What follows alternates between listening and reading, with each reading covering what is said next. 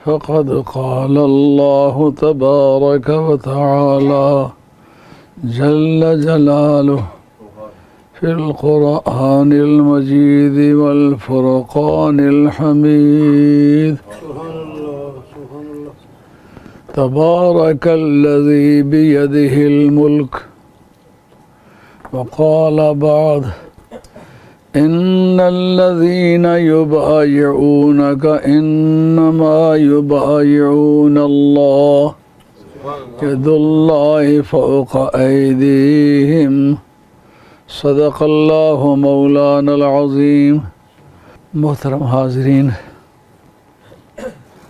آج کا دن سارے سال کے دنوں میں چھوٹا دن ہے، وقت مختصر ہے، اس لیے بات مختصراً کرنی پڑے گی۔ یہ جو فلسطین میں فلسطینی مسلمانوں کو قبلے کے بارے میں بے راروی کے خلاف مشکلات برداشت کرنے کی ضرورت پڑی ہے، یہ وہی قبلہ ہے کہ نبی کریم علیہ السلام پر بڑا اسرت کا وقت ہے،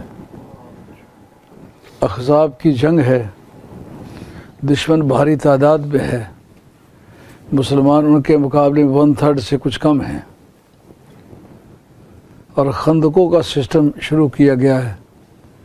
چونکہ حضرت سلمان فارسی نوشیروان شہنشاہ ایران کی اولاد میں سے تھے، اور انہوں نے وہ شاہی جنگیں دنیا کی 2 بڑی طاقتوں کے درمیان جھڑپیں دیکھی ہوئی تھیں، ان کو جنگ کے بارے میں کافی معلومات تھیں اور کافی تدابیر جانتے تھے۔ سرکار نے ان کے متعلق فرمایا عالم و علوم الاولین والآخرین، وہ پہلے لوگوں کے علموں کا بھی عالم ہے اور اس امت کے علموں کا بھی عالم ہے۔ حضرت سلمان فارسی رضی اللہ تعالیٰ عنہ نے گزارش کی کہ یا رسول اللہ صلی اللہ علیہ وسلم، ہمارا یہ تجربہ ہے کہ جب دشمن زیادہ ہوتے تھے، ہم لوگ کم ہوتے تھے، جس جگہ ہم ٹھہرے ہوتے تھے اس کے گرد و نواح میں ہم خندقیں کھود لیتے تھے، گہری گہری خندقیں، خود اندر پناہ گزین ہوتے تھے، چند راستے آنے جانے کے لیے چھوڑتے تھے، جس پر بڑے بڑے شاذور پہلوان دلیر اور سور میں کھڑے کر دیتے تھے۔ اگر دشمن وہاں سے اندر داخلے کی کوشش کرے تو وہ مزاحمت کرتے تھے۔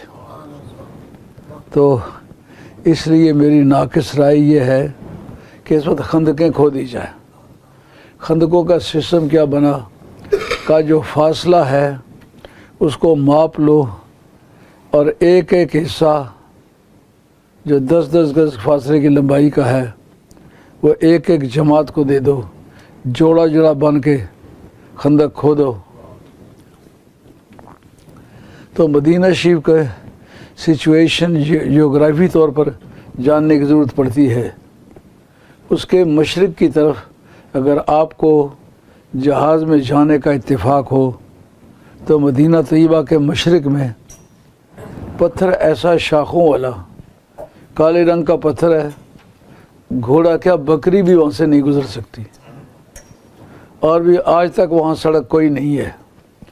جس طرح قدیم زمانے میں دشمنوں کے راستے میں گوکھرو بچھا دیا کرتے تھے، پکھڑا جس کو کہتے ہو، اس کو اردو میں گوکھرو کہتے ہیں، لوہے کے گوکھرو بنا کے اس راستے میں پھیلا دیتے تھے تو گھوڑا ان پر چل نہیں سکتا تھا، اس لیے وہ راستہ ان کا محفوظ ہو جاتا تھا۔ اسی طرح مدینہ طیبہ میں قدرت نے مشرق کی طرف وہ شاخوں والے اور باریک دھار والے پتھروں کا گوکھرو بچھایا ہوا ہے، وہاں سے اندر جانے کا کوئی راستہ نہیں، نہ بندہ جا سکتا ہے، نہ بکری جا سکتی ہے، نہ گھوڑا جا سکتا ہے، نہ اور کوئی سواری جا سکتی ہے۔ اور اس کے جنوبی جانب جبل صلع، صلع کہتے ہیں سامان تجارت کو، وہ جبل صلع کا پتھر بکتا تھا تعمیرات کے لیے، اس لیے اس کو جبل صلع کہتے ہیں، اور جنگی ہتھیاروں کے لیے بھی صلع استعمال ہوتا ہے۔ اس طرف سے بھی آمد ممکن نہیں تھی، اور تیسری طرف تھی یہودیوں کی جنوب کی طرف. تو جنوب کی طرف یہودیوں کی اتنی مضبوط آبادی تھی کہ ادھر سے آنے کا چانس بھی کم تھا. دوسرا کھجوریں اتنی گھنی تھیں، اگر اس طرف سے کوئی آرمی آنا چاہے تو قدم قدم پر رکاوٹ. کھجوریں اتنی گھنی تھیں، اتنا تھک قسم کا جنگل تھا کہ وہاں سے گزرنا ممکن نہیں تھا. اس لیے جو مدینہ طیبہ کا مشرقی حصہ تھا وہ بھی محفوظ تھا، مغربی حصہ تھا وہ بھی محفوظ تھا، جنوبی حصہ تھا وہ بھی محفوظ تھا. صرف شمالی حصہ جس طرف اخت شریف ہے یہ خالی تھا. اب سرکار نے وہ جگہ پیمائش کر کے 10-10 گز کا فاصلہ دوستوں میں تقسیم کیا، اور ایک فاصلے پر معمور تھے حضرت سلمان فارسی. جب جوڑا جوڑا بن کے کھودنے لگے اس وقت عربوں کا وہ جو اسلام سے پہلے کا تعصب تھا وہ اس وقت حرکت میں آیا، اور وہ کہنے لگے یہ ہماری برادری کا آدمی نہیں ہے، اس کے ساتھ ہم مل کے خندق نہیں کھودتے. ان کو جوڑے کے لیے کوئی آدمی نہ ملا. رونے لگے کہ میں نے بڑا جتن کیے، بڑی مصیبتوں سے گزرا، بڑے انقلابات سے گزرا، سرکار کو تلاش کیا، اور یہاں پہنچنے کے بعد میں کسی قوم کا ممبر ہی نہیں ہوں. سرکار نے گلے سے لگا لیا، فرمایا سلمان جس کا کوئی جوڑا نہ ہو اس کا میں محمد جوڑا ہوا کرتا ہوں. اس وقت مسلمانوں پر بے کسی کا وقت ہے، ان کو کوئی اپنا ساتھی بنانے کے لیے تیار نہیں، مگر سرکار کا فرمان ہے جس کا کوئی جوڑا نہ اس کا میں جوڑا ہوتا ہوں. خندقیں کھودنے لگے، ایک ایسا پتھر آ گیا جس کو بڑے بڑے شاذور بندوں نے ضربے ماری مگر وہ توڑا نہیں جا سکا. ان میں جناب عمر کافی شاذور تھے، انہوں نے بھی ضربے ماری لیکن وہ پتھر نہ ٹوٹا. حضرت زبیر ساری زندگی اس ذوق میں رہے کہ لوگ کہیں کہ زبیر بن العوام حضور کے پھوپھی زاد تھے، یہ اتنا شاذور آدمی جتنا علی، لیکن یہ ان کی آرزو پوری زندگی پوری نہ ہو سکی. انہوں نے بھی ضربیں ماری لیکن اس پتھر کا کچھ نہ بگڑا. بالآخر صحابہ نے جناب علی مرتضیٰ سے عرض کیا کہ علی مرتضیٰ تو اسد اللہ الغالب ہے، آپ ضرب مارے. آپ نے پوری قوت سے ضربیں ماری لیکن وہ پتھر نہ ٹوٹا. اس وقت مولا مرتضیٰ کہنے لگے یا رسول اللہ آپ خود ضرب مارے. اب سرکار نے ایک ضرب ماری، ایک شعلہ نکلا اس سے اور ایک ٹکڑا ادھر جا پڑا. آپ فرمایا جاؤ ایران فتح ہو گیا. دوسری ضرب ماری، شعلہ نکلا، ایک ٹکڑا بڑا موٹا سا ادھر جا گرا. آپ نے فرمایا اب فلسطین اور سیریا، اب شام فتح ہو گیا ہے. اور تیسری ضرب ماری، تیسرا شعلہ نکلا تو تیسرا موٹا سا ٹکڑا ٹوٹا جس کے نتیجے میں وہ چٹان ٹوٹ گئی. آپ نے اب مصر فتح ہو گیا ہے. جس ترتیب سے سرکار نے نام لیے تھے ایک ایک ضرب کے مارنے سے، اسی ترتیب میں وہ تینوں ممالک بعد میں فتح بھی ہوئے.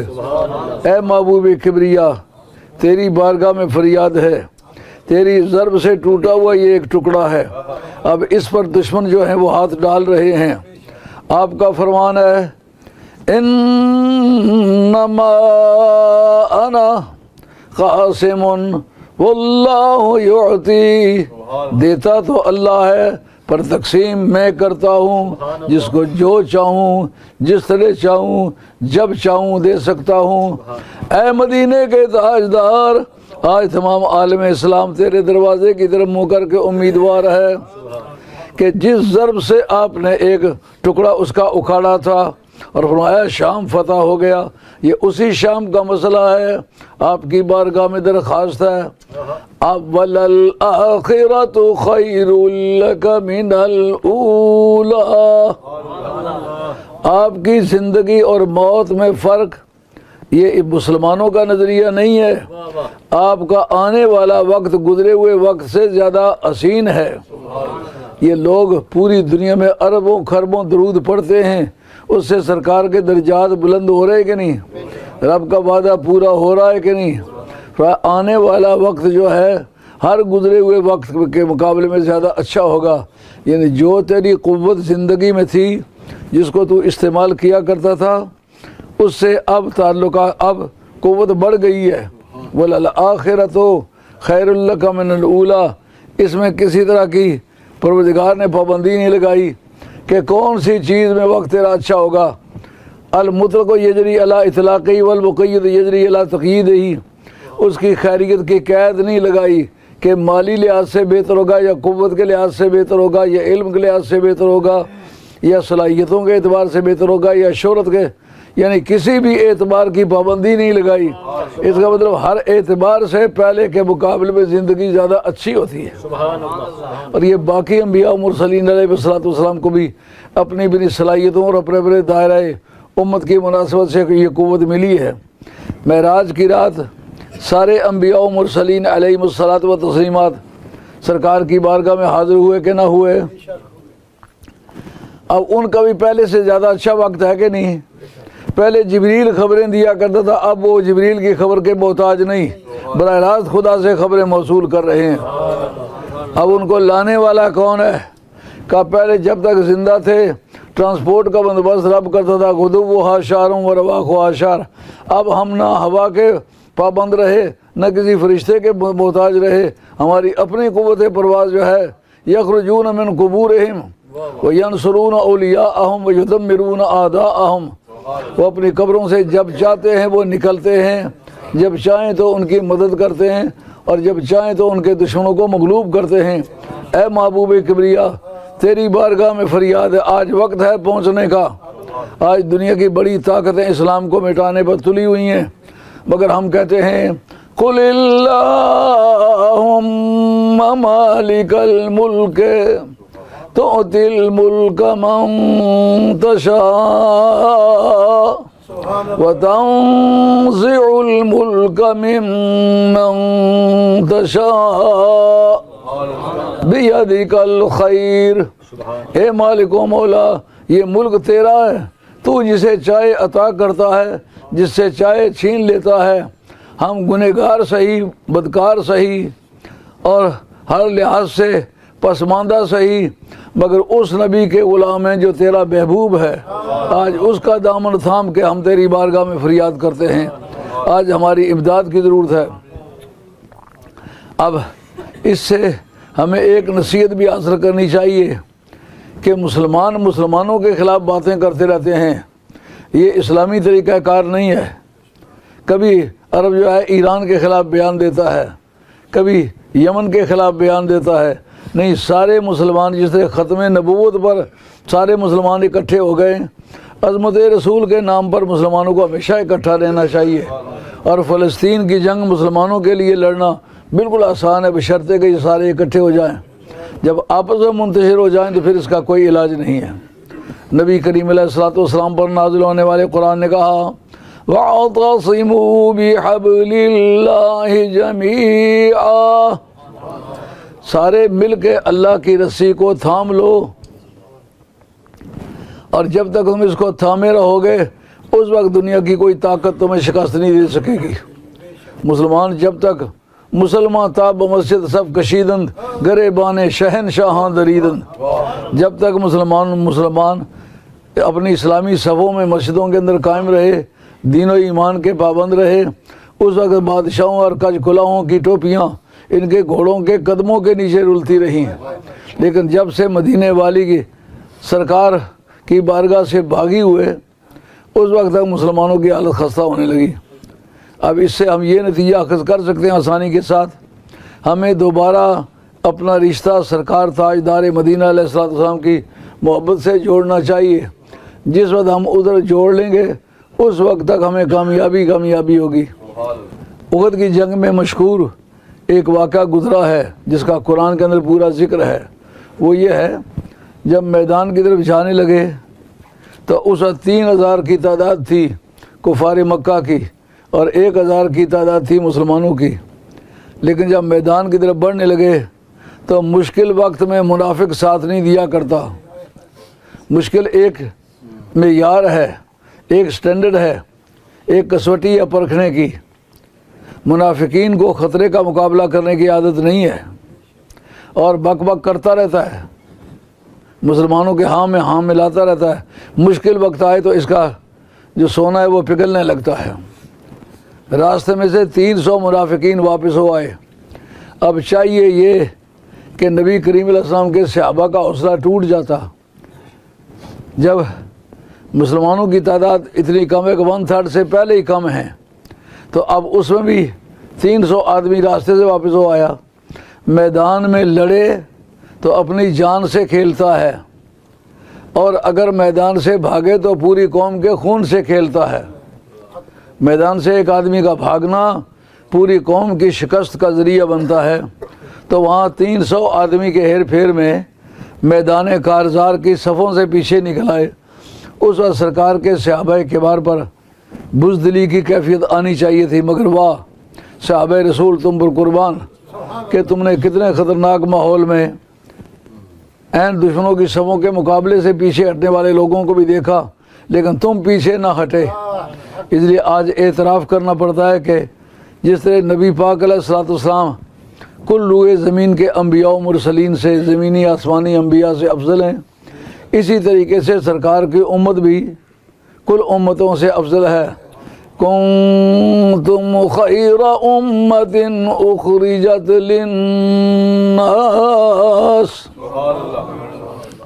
تأمرون بالمعروف وتنہون عن المنکر۔ اللہ کریم فرماتے ہیں تم بہترین امت ہو کیونکہ تمہیں لوگوں کے نفع کے لیے نکالا گیا ہے، یہ بنایا گیا ہے۔ تأمرون بالمعروف، جس وقت کوئی کام شریعت محمدیہ کے خلاف دیکھو اس وقت تم بول پڑتے ہو، لوگوں کو نیکی کا حکم دیتے ہو۔ اکھی ڈٹھیاں جری نہ جاندی بے ادبی لیلا دی۔ سچ مچ سرکار سے پیار ہو، سرکار کے دین کی صورتحال بگڑتی ہوئی دیکھے تو آدمی کی رگے غیرت اس وقت پھڑک اٹھتی ہے۔ وتنہون عن المنکر، اور برائی کرنے والوں کا راستہ روک لیتے ہو، یہ تم میں کمال ہے۔ یہ دیکھنے کے باوجود کہ ایک بڑی طاقت صفِ کارزار سے منہ موڑ کے واپس چلی گئی ہے، اب کیا کریں؟ ایسے حالات میں صحابہ کے نبی کریم علیہ الصلوۃ والسلام کے صحابہ کے حوصلے بڑھتے ہی چلے گئے، بجائے اس کے کہ گھبراتے، لاتیں کانپنے لگتی، معذرت چاہتے، شکست قبول کر لیتے، ہتھیار ڈال دیتے۔ ان کا نہ شکست قبول کرتے ہیں نہ ہتھیار ڈالتے ہیں۔ جو مولا کو منظور ہے اٹھ باندھ کمر کیوں ڈرتا ہے، پھر دیکھ خدا کیا کرتا ہے۔ میدان میں نکل گئے اور سرکار نے اس وقت اپنی آرمی کے مختلف حصے مختلف جگہوں پر معمور کر دیے۔ سرکار کا چہرہ مبارک اس وقت مشرق کی طرف ہے، پانی کا چشمہ ہے پاس، اس چشمے کے پاس سرکار نے ڈیرا لگایا، اور دشمن جو ہے وہ مشرق کی طرف ہے۔ صحابہ کا ایک بیج اس درے پر معمور کیا جو آپ جاتے ہوں گے تو اخد شریف کے اوپر اگر پہاڑی پر چڑھے ہوں گے تو اخد شریف کا جو مشرقی سائیڈ ہے وہاں ایک درہ ہے جہاں سرکار نے صحابہ کو بٹھایا کہ اگر ہم مر جائیں یا مارے جائیں تا حکم ثانی آپ کو یہ درہ چھوڑنے کی اجازت نہیں ہے۔ کیوں کہ دشمن ہمارے مقابلے میں آمنے سامنے آئے گا تو پھر ہمارے ان سورماؤں، شیروں، دلیروں، بہادروں، پیل تنوں کے مقابلے میں ان کی جرت نہیں ہوگی آگے بڑھے، میں بھی ان میں موجود ہوں گا۔ تو پھر اس وقت دشمن یہ تدبیر کرے گا، پہاڑ کی پچھلی طرف سے پھر کے سیمی سرکل بنا کے اس درے سے آ کے وہ نکلیں گے۔ اگر یہ درہ تم نے چھوڑا تو وہ آسانی کے ساتھ پہاڑ کے اوپر سے ہم پر تیر پھینکیں گے جو سیدھے ہمیں لگیں گے، اس لیے تمہیں درہ چھوڑنے کی اجازت نہیں، تا حکم ثانی آپ یہیں بیٹھے رہیں۔ اس بات کا لحاظ نہ رکھیں کہ ہم مرتے ہیں یا مارتے ہیں، جیتتے ہیں یا ہارتے ہیں، سب صورتوں میں آپ تا حکم ثانی جب تک دوسرا حکم نہیں دیتے آپ انتظار کریں۔ اب جس وقت میدان گرم ہوا تو مولا مرتضیٰ شیر خدا نے جتنے ان کے علم بردار تھے پہلے ہی والا میں ان کے بازو کاٹ دیے، ان کے جو علم تھے وہ چھین لیے۔ اب علم بردار جو آرمی کے چیف سمجھے جاتے ہیں وہ جب گر جائیں تو پھر ظاہر ہے باقیوں کو بھاگنا پڑتا ہے۔ اس وقت کفار مکہ بھاگے، مگر یہ کارنامہ جناب علی مرتضیٰ کا ہے۔ مہاجرین کا جھنڈا ہمیشہ مولا مرتضیٰ کے ہاتھ میں تھا۔ اس دفعہ ایسا ہوا کہ مصعب ابن عمیر رضی اللہ تعالیٰ عنہ ایک صحابی تھے جو مدینہ شریف کے پہلے ٹیچر تھے۔ یہ ایک مسئلہ فن تفسیر میں کہ کون سا حصہ قرآن کا کب نازل ہوا اور اس کو تبلیغ کے طور پر لے کے کون کس ملک میں گیا، یہ مسئلہ کافی وزنی ہے۔ اس سے وہاں کے لوگوں کا مزاج اور فن تفسیر کے اندر ان کی آراء جو ہیں وہ قابل غور ہیں۔ کس ملک میں پہلے گئے، یہ ایک مسئلہ ہے۔ بتاؤ مدینہ شریف کون سی صورت لے کے کون گیا؟ کا سورہ یوسف ان دنوں نازل ہوئی تھی۔ حضرت مصعب ابن عمیر جنہوں نے میدان احد میں اپنا بھائی کا قتل کر دیا تھا، ان کا نام پڑا کہ تم جاؤ، تم قرآن مجید اچھی طرح پڑھ سکتے ہو، سمجھ سکتے ہو، لوگوں کو اچھی طرح پڑھا سکتے ہو۔ جو مدینہ شریف سرکار کے تشریف لے جانے پر شور مچا، کوہرام مچ گیا، اور مدینہ طیبہ کے رہنے والے لوگ کانوا یرفعون اصواتہم لقدوم النبی صلی اللہ علیہ وسلم، مسلم شریف کے حدیث کے یہ الفاظ ہیں، اس کو حدیث ہجرت کہتے ہیں۔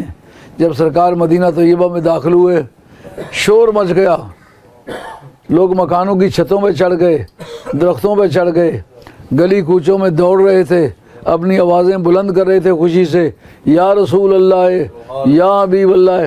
یہ یا کے لفظ کے ساتھ سرکار کو پکارنا، اس کے جو موجد ہیں، بانی ہیں، وہ آل مدینہ ہیں۔ معلوم ہے یا رسول اللہ کہنا آل محبت کی یادگار ہے۔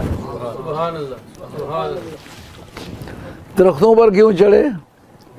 کہا نارمل حالات میں خوشی کا اظہار کرنا کافی نہیں لگتا، کوئی فالتو کام کرنا چاہیے۔ اس وقت قبیلہ بنی نجار جو حضرت عبداللہ کے ننیحال تھے، جو حضور کے والد صاحب تھے نا، ان کے ننیحال بنی نجار تھے۔ وہ بنی نجار کی لڑکیوں، ان کی والدین نے تاکید کی کہ باہر نکلو، ڈھولکی بجاؤ۔ ڈھولکی کیوں بجاؤ؟ کہا جب کوئی دولہا آتا ہے تو ڈھولکی بجاتے ہیں، سرکار کو اس وقت اپنا وطن چھوڑنے کا غم ہے، باہر نکل کے ڈھولکیاں بجاؤ، تالیاں بجاؤ، گیتیں گاؤ، اپنا تعارف کراؤ۔ اس وقت مدینہ شریف کا منظر دیدنی اور شنیدنی تھا، قابل دید اور قابل شنید تھا۔ اور اتنے میں یہ جو سیاہ رنگ کے لوگ یہاں رہتے، آپ ان کو جمی کے کہتے ہیں، اس سکن کے لوگ وہاں تھے، ان کو آج بھی مدینہ شریف میں تکرونی کہتے ہیں۔ اور مدینہ شریف میں کوئی لاٹھی وغیرہ سوائے بوڑھے آدمی کے، لاٹھی لے کے کوئی نہیں چل سکتا، کسی کے ہاتھ میں لاٹھی نہیں ہونی چاہیے۔ تو لاٹھی رکھنا جرم تھا، لیکن اس وقت جرم نہیں تھا۔ وہ تکرونی لاٹھیاں لے کے باہر نکلے۔ جو ہمارے ملک میں سمی کھیلتے ہیں نا، جب وہ ڈھول بجتا ہے جس میں شب بس ہے، شب بس ہے، شب بس ہے، وہ ترنگ ان کی ہوتی ہے، لاٹھیوں پہ لاٹھیاں مارتے ہیں، گول دائرے میں گھومتے ہیں۔ یہ آل مدینہ کی یادگار ہے۔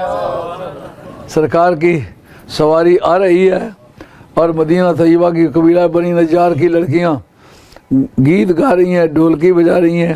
وہاں اس یاد کو زندہ رکھنے کے لیے بڑے بڑے صوفیاء، مجددین، محدثین، علماء ربانی، پیران طریقت اس جگہ آ کے کھلے کھلے غرارے سے پہن کے وہ سارے وہاں ڈانس کرتے ہیں۔ اس میں مجھے بھی حاضری کا اللہ نے موقع دیا ہے۔ وہاں آپ گئے ہوں گے اگر تو دیکھا ہوگا، اسے کہتے ہیں مسجد بنی نجار۔ اس کی 4 دیواریں کھڑی ہیں، کچی اینٹوں کی بنی ہوئی ہیں، جس کو پنجابی میں سوسیاں نہیں کہتے، اردو اس کو اپلے کہنے چاہیے۔ وہ اپلے تھاپ کے تو اس سے دیواریں بنی ہوئی ہیں، لیکن اللہ کی حکمت ہے وہی دیواریں اب تک کھڑی ہیں۔ تو پھر مدینہ شریف کے لوگ آج بھی اس شوق کو پورا کرتے ہیں۔ وہ جو تکرونی ہے نا، وہ ڈانس کرتے ہیں، لیکن کیا کرتے ہیں، لاٹھی تو ان کو ملتی نہیں۔ یہ جو تھانوں کے اندر گتا ہوتا ہے نا، اس گتے کی لاٹھیاں بنا کے تو وہ پھر ڈانس کرتے ہیں اور اسی طرح ایک دوسرے کی لاٹھیوں میں لاٹھیاں مارتے ہیں۔ تو اس طرح یہ جو مدینہ شریف میں کوہرام مچا تھا، اس کے مچانے کی وجہ سورہ یوسف تھی، اور پڑھانے والا حضرت مصعب ابن عمیر تھا۔ جو اس وقت منظر تھا نا کہ یوسف علیہ السلام آنے والے ہیں، آگے عورتوں کو تیار کیا، جب وہ پردہ اٹھا تو عورتوں نے اپنے ہاتھ کاٹ دیے، یعنی ایسا تعارف کرایا کہ جس وقت سرکار تشریف لائیں تو وہی منظر جو جناب یوسف علیہ السلام کے آنے کے وقت زنان مصر کا تھا وہی منظر تم دکھاؤ۔ یہ مدینہ شریف میں پہلی جنگ میں علم بردار یہ تھے۔ حضرت مصعب ابن عمیر انہوں نے اپنے بھائی عبداللہ بن عمیر کو قتل کر دیا تھا، اور سرکار نے اس وقت یہ ارشاد فرمایا کہ لا تجد قوما یؤمنون باللہ والیوم الآخر یوادون من حاد اللہ ورسولہ ولو کانوا آباءہم او ابناءہم او اخوانہم او عشیرتہم اولئک کتب فی قلوبہم الایمان، کہ اے محبوب کبریا تو ان لوگوں کو جو اللہ اور اس کے رسول پر ایمان لائے ہیں کبھی نہیں دیکھے گا کہ وہ ان کو دوست سمجھیں کہ جو اللہ اس کے رسول سے دشمنی رکھتے ہیں، خواہ وہ دشمنی رکھنے والے باپ ہوں یا بیٹے ہوں یا بھائی ہوں یا بیگمیں ہوں یا رشتہ دار ہوں، کوئی بھی ہو اس کو وہ سپیر نہیں کرتے۔ آج وہ منظر پہلی مرتبہ حضرت مصعب ابن عمیر نے دکھایا۔ ان سے جھنڈا گرنے کے بعد پھر حضرت مولا مرتضیٰ نے وہ جھنڈا لے لیا، اور جھنڈے کے نام سے جس کے ہاتھ میں جو بھی کچھ تھا اس کا بازو کاٹ دیا مولا مرتضیٰ نے۔ جھنڈوں والے سب مار گرائے۔ وقت اختتام پذیر ہو رہا ہے، اس لیے میں بیان کو ختم کرتا ہوں، مگر میں بتاؤں کہ اس وقت جو شکست ہوئی تھی کچھ دیر کے لیے اور 700 بندہ شہید ہوا تھا، اس کی وجہ یہ تھی کہ جس وقت علمبردار گرے تو کافر بھاگنے لگے، تو جو درے پہ بیٹھے ہوئے مسلمان تھے انہوں نے سمجھا مال غنیمت سارا تو یہ لوٹ لیں گے، ہمیں کیا ملے گا۔ وہ اٹھے، انہوں نے سرکار کے اس فرمان کا پاس نہ کیا کہ حکم ثانی تک ہمیں اٹھنے کی اجازت نہیں۔ اس وقت فتح جو تھی وہ شکست میں بدل گئی۔ نتیجہ کیا نکلا؟ رب نے بتایا ہارے ہوں کو ہم جتا سکتے ہیں، جیتنے والوں کو ہم ہرا سکتے ہیں۔ جو سرکار سے وفا کرے گا کہ محمد سے وفا تو نے تو ہم تیرے ہیں، یہ جہاں چیز ہے کیا لوح و قلم تیرے ہیں۔ وما علینا الا البلاغ المبین وآخر دعوانا ان الحمد للہ رب العالمین۔